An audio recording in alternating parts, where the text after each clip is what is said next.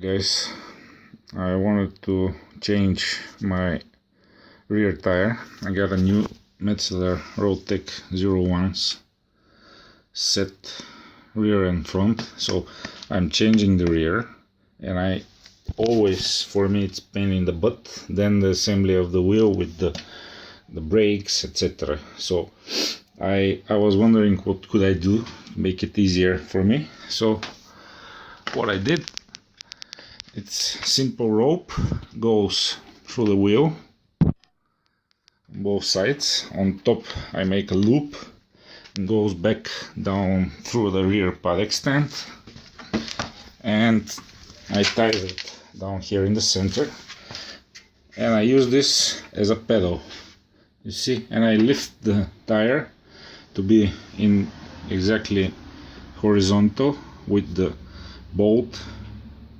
And it's really simple. I hope you find this useful, because for me this is really pain in the ass all the time when I have to align all the small inserts and the brakes, etc, etc, and I'm alone.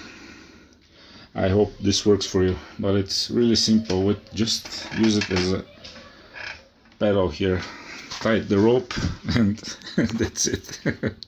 Okay.